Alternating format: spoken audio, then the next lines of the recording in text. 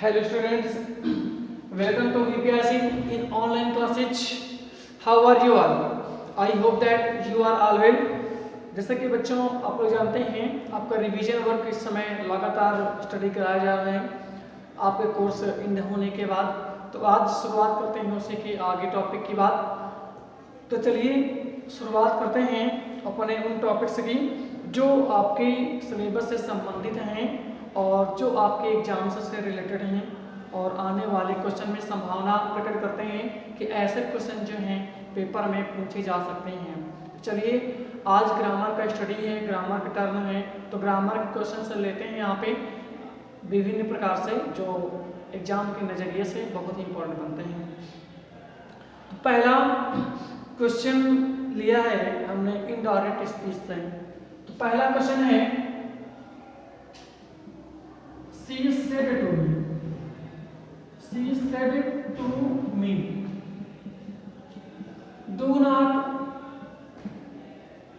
disturb me. उसने मुझसे कहा do not disturb me, मुझे परेशान मत करो। तो जब भी वाक्य do not से प्रारंभ होता है तब वह वाक्य जो सेंटेंस है इंपरेटिव सेंटेंस का होता है। तब ऐसे कंडीशन में should या should to के स्थान पर forbade का प्रयोग करते हैं। तो क्या करेंगे यहाँ पे सी लिखा हमने, should to के स्थान पर लिखा forbade, तो सी forbade me। इनवर्टेड कामा को हटाने के लिए टू का प्रयोग किया जाता है, तो हमने लिखा टू। अब do not को हटा देंगे, ठीक है। लिखा गया आगे डिस्टर्ब लिख दीजिए, डिस्टर्ब। मी को चेंज करेंगे फर्स्ट पर्सन में, मी ऑब्जेक्ट है, सी का ऑब्जेक्ट होगा हर, क्योंकि मी को चेंज करेंगे फर्स्ट पर्सन के अकॉर्डिंग। तो जब भी वाक्य डू नॉट से प्रारंभ होता है तब वह इंपरेटिव सेंटेंस का क्वेश्चन होता है। तो सी सेट टू के साथ लिखा फॉरवर्ड, मी लिखा है लिख दीजिए। इनवर्टेड कामा को हटाने के लिए टू का प्रयोग किया जाएगा, तो हमने लिखा टू। डू नॉट को हटा देंगे, डिस्टर्ब लिखा लिख दीजिए। मी को चेंज करेंगे फर्स्ट पर्सन में, मी ऑब्जेक्ट है, किसी का ऑब्जेक्ट केस हर होगा।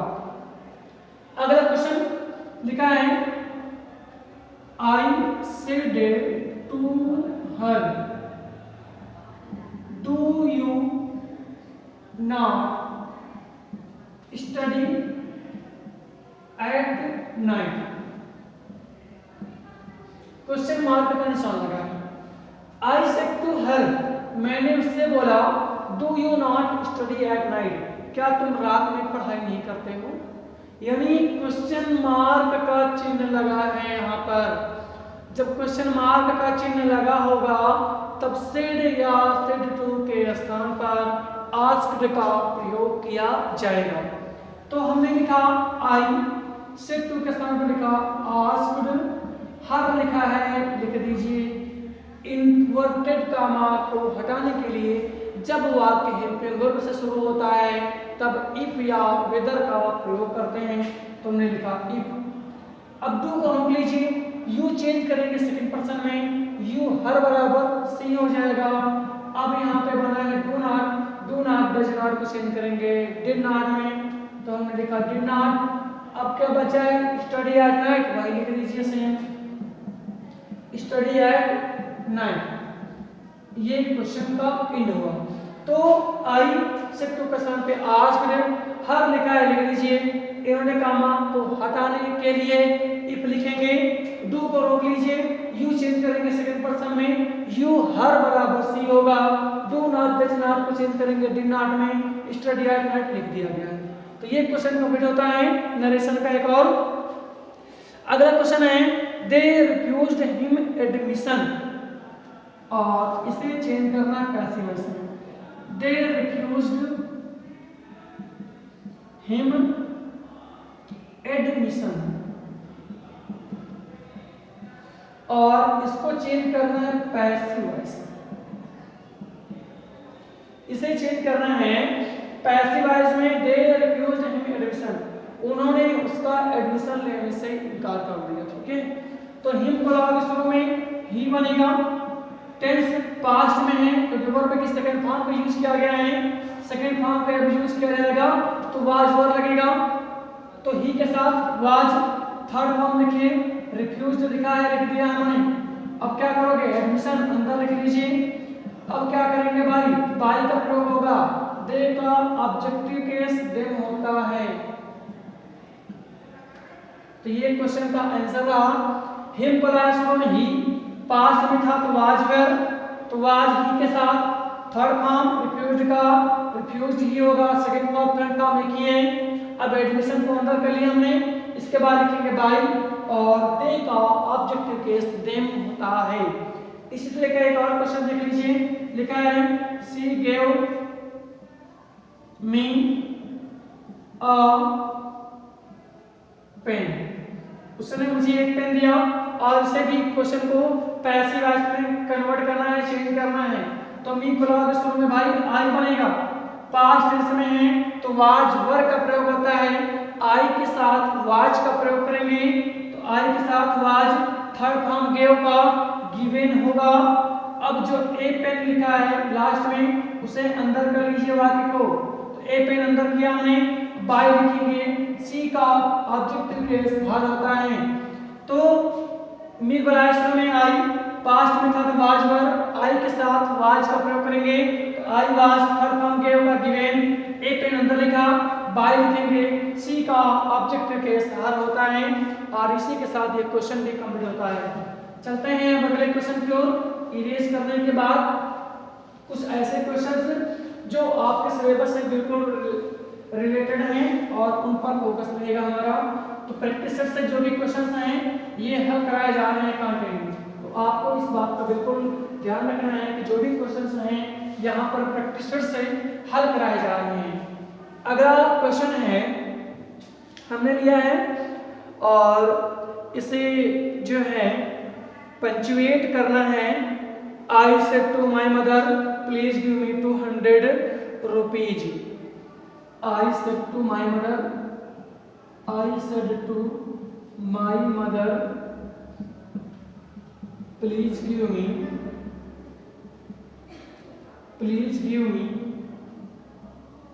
200 रुपीज, 200 रुपीज।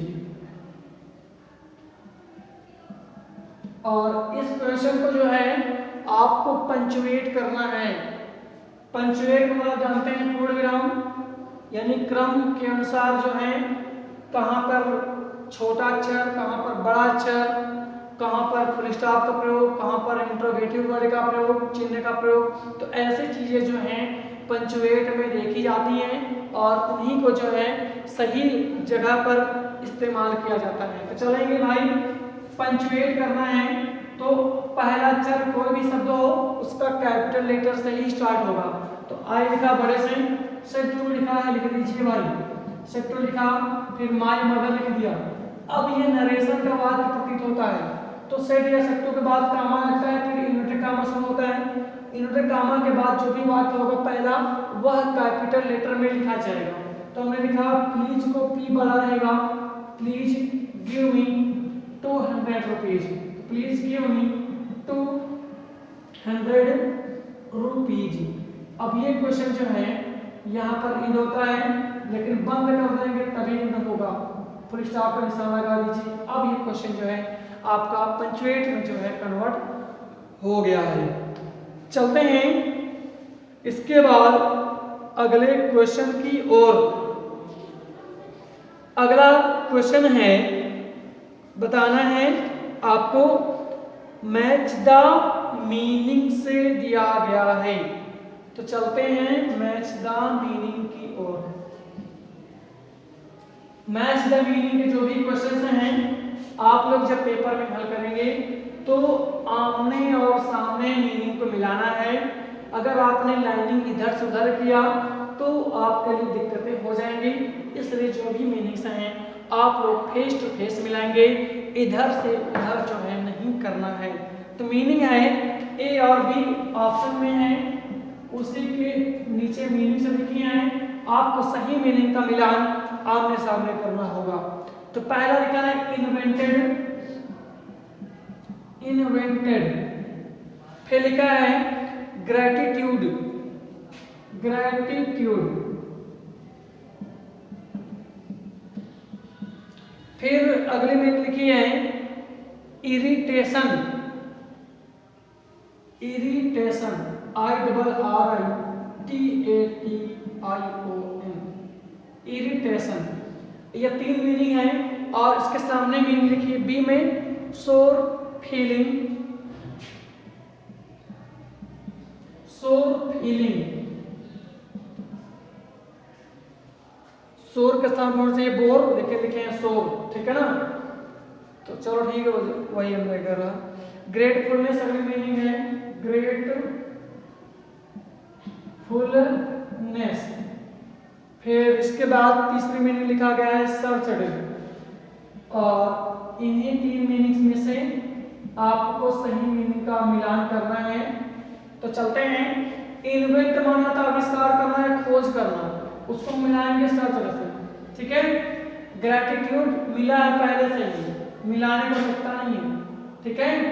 और इरिटेशन को सोर फीलिंग से मिलाएंगे, ठीक है।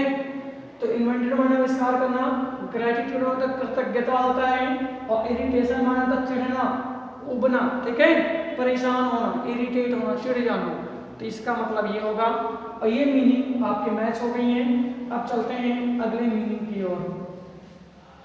अब अगले क्वेश्चन की ओर, यहां से हमने क्वेश्चन लिए हैं और इन्हें आपको जो है करना है। इसमें पहला लिखा है every boy and girl in the class today. तो क्वेश्चन है और इसको सही में भरना है। Every boy and every girl, every boy and every girl dot dot, फिर है in the class today. In the class today. आपके ऑप्शन दिए गए हैं यहां पर। हैव प्रेजेंट, ए ऑप्शन में है हैव प्रेजेंट, बी ऑप्शन में है इज प्रेजेंट,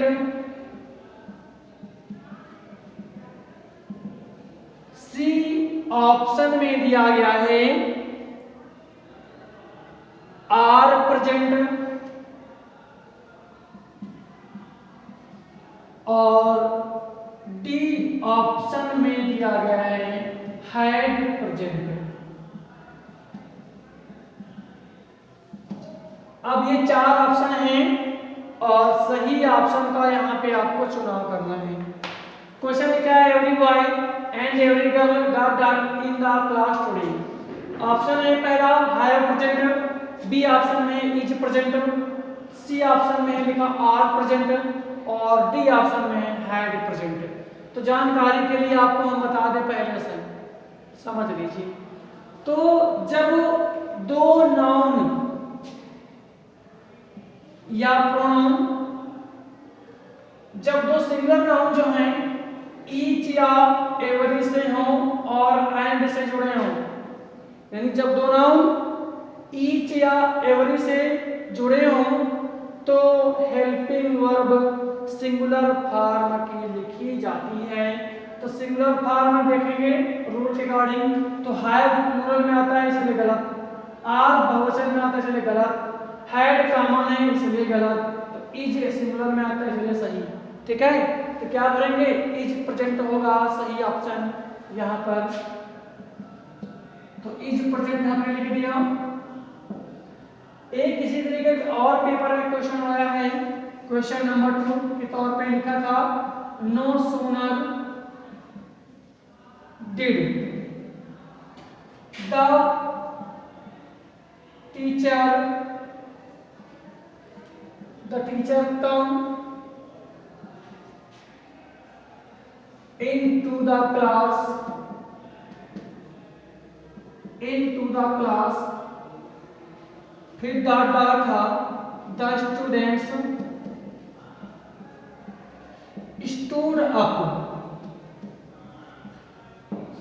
ऑप्शन है आपका कंजक्शन के रूप में दिया गया था। ऑप्शन था बट, फिर बी ऑप्शन था यहाँ पे सो, और सी ऑप्शन था देन, और डी ऑप्शन था टिल। इन चार ऑप्शन में से आपको भरना है सही ऑप्शन कौन सा होगा। लिखा है no sooner did the teacher come into the class dot dot the students stood up. Option number 1 है बट, बी ऑप्शन है सो, सी ऑप्शन है देन, और डी ऑप्शन है टिल। यानी इन चारों ऑप्शन में से आपको भरना है। तो no sooner, sooner comparative degree होता है, तो नो सूनर के साथ देन का प्रयोग किया जाता है, बाकी किसी भी कंजक्शन का प्रयोग यहाँ पर नहीं किया जाएगा। तो क्या लगेगा, नो सूनर के साथ क्या लगेगा, देन। जुबान पर रख लीजिए, पेपर में आ सकते हैं, बाकी किसी भी चीज का प्रयोग नहीं करेंगे, ठीक है। तो यहाँ पे नो सूनर के बाद जो है देन लगेगा। चलते हैं अगले क्वेश्चन की ओर। अगला क्वेश्चन जो यहाँ पे आइडेंटिफाई द टेंस है, यानी टेंस को पहचानना है। वाक्य लिखा होगा और उसी के अकॉर्डिंग जो है आपको टेंस पहचानना होगा कि कौन से टेंस का ये वाक्य दिया गया है। तो पहला क्वेश्चन लिखा है she will have, she will have done her work, she will have done her work. और इससे टेंस पहचानना है कि किस टेंस का जो वाक्य ये दिया गया है। तो पहचानिए, विल हैव, शैल हैव का प्रयोग फ्यूचर परफेक्ट टेंस में किया जाता है, तो इसलिए डायरेक्ट से आंसर निकाला। तो will have, shall have third form का प्रयोग जो है फ्यूचर परफेक्ट टेंस में किया जाता है। तो ये वाक्य किस टेंस का बनेगा, फ्यूचर परफेक्ट टेंस का बनेगा। इसी के साथ ये आंसर इसका कंप्लीट होता है। चलते हैं अब अगले क्वेश्चन की ओर। अगला क्वेश्चन है please walk on the right. Question है please walk on the right. इसका मतलब ये हुआ कृपया दाईं ओर चलें, और इसे चेंज करना है पैसिव वॉइस में, यानी इस क्वेश्चन को पैसिव वॉइस में चेंज करना है। तो हमने आपको बताया था कि जब एक्टिव वॉइस का वाक्य प्लीज या काइंडली से शुरू हो, तो पैसिव वॉइस बनाने के लिए इसके स्थान पर यू और रिक्वेस्टेड टू का प्रयोग किया जाता है। तो सीधी सी बात है कि जब कभी भी वाक्य प्लीज या काइंडली से शुरू हो तो पैसिव में बनाना हो, तो इसके स्थान पर यू और रिक्वेस्टेड टू का प्रयोग करेंगे। तो यहाँ पे लिखा जाएगा प्लीज और काइंडली के स्थान पर यू और रिक्वेस्टेड टू, यानी यहाँ पर लिख देंगे यू और रिक्वेस्टेड टू। अब बचा क्या है, वॉक ऑन द राइट। इसके आगे आप लोग लिख दीजिए वॉक ऑन द राइट। आपसे अनुरोध किया जाता है कि आप दाईं ओर चलें, इसका पैसिव बनो, ठीक है। अगला क्वेश्चन है ओबे योर एल्डर्स, ओबे योर एल्डर्स, और इसे चेंज करना है पैसिव वॉइस, यानी change into passive voice, passive voice में बदलना है। तो ध्यान दीजिए ओबे, ओबे माने कहना माने या आज्ञा माने या बात को माने, यानी जब भी वाक्य वर्ब की फर्स्ट फॉर्म से शुरू होता है तो वह वाक्य इंपरेटिव सेंटेंस का होता है। तो ऐसी कंडीशन में सबसे पहले लेट का प्रयोग कर दीजिए। लेट लिखा, लेट के बाद हमने बताया था कि ऑब्जेक्टिव केस का प्रयोग करेंगे। ऑब्जेक्टिव केस क्या है, योर एल्डर्स, तो हमने लिखा योर एल्डर्स। यानी ऑब्जेक्टिव के बाद हम प्रयोग करेंगे बी। क्या प्रयोग करना है, बी। और वर्ब की थर्ड फॉर्म ओबे का थर्ड फॉर्म ओबेड हो जाएगा। तो सबसे पहले हमने बताया था कि जब कभी भी वाक्य वर्ब की फर्स्ट फॉर्म से शुरू होता है तो वह इंपरेटिव सेंटेंस का वाक्य होता है। तो ऐसे कंडीशन में सबसे पहले लेट का प्रयोग करिए पैसिव में चेंज करते वक्त। लेट का प्रयोग करने के बाद ऑब्जेक्टिव केस का लिखिए। ऑब्जेक्टिव केस क्या है? योर एल्डर्स, हमने लिख दिया। इसके बाद बी लिखेंगे, यानी ऑब्जेक्ट के बाद जो है बी का प्रयोग किया जाएगा, तो हमने लिखा बी। और थर्ड फॉर्म ओबे का थर्ड फॉर्म ओबेड हो जाएगा। तो ये क्वेश्चन का आंसर इसी तरीके से कंप्लीट होता है। अब चलते हैं अगले क्वेश्चन की ओर। अगला क्वेश्चन, जो भी आपको क्वेश्चन बताए गए हैं इनको विधिवत देखें। आज के लिए इतना ही, तब तक के लिए सी यू लेटर।